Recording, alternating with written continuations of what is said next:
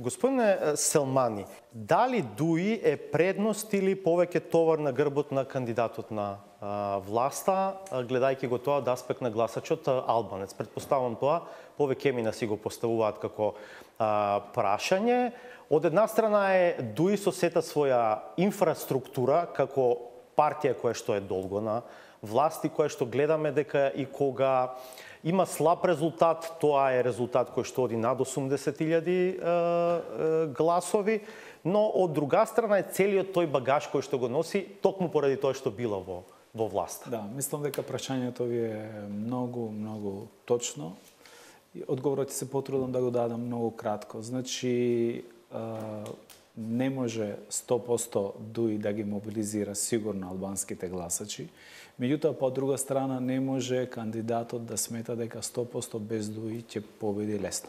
Така што ќе мора да се соочи со фактот дека ќе има поддршката на една политичка партија која што е внатре во владата, која што со сите јаки и слаби страни кои што нели со нејзе идат во пакет и дека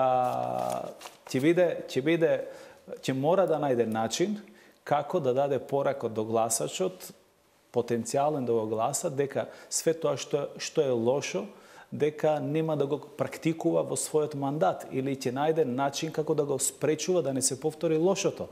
А од друга страна, се разбира дека ДУИ е политичка партија која што не само што има 10 пратеници во парламентот, е политичка партија која што има поддржувачи, има традиционални гласачи кои што ако не застане ДУИ за тој кандидат, веројатно би се определиле пред се да не излезат да гласат и да се абстинира, да се гледат се на денот на изборите. Бидејќи неучеството на ДУИ на претходните избори практично помогна Ѓорги Иванов да стане председател.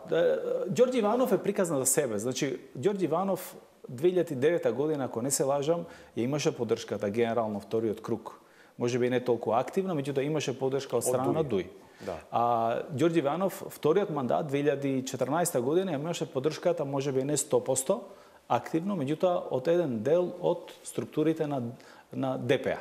Така што и Ѓорѓе Иванов не успеа и немаше да успее да биде председател, да имаме 40%, да немаше гласачи по чисто албанските средини, кои што излегува и кои што го надополнија тој цензус од 40%.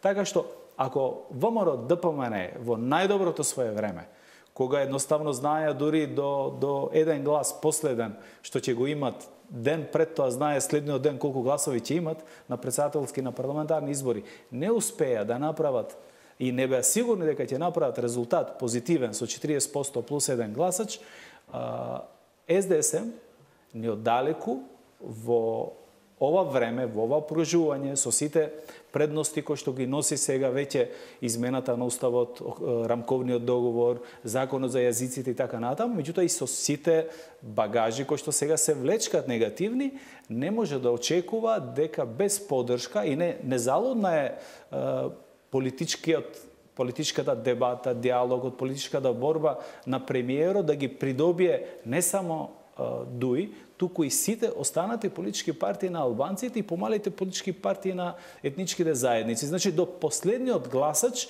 да ги придобие, кој што потенцијално ќе го поддржуваат кандидатот на СДСМ. Така што, овие избори се многу комплицирани, не се едноставни и тоа што го кажав на почетокот, го кажувам и сега.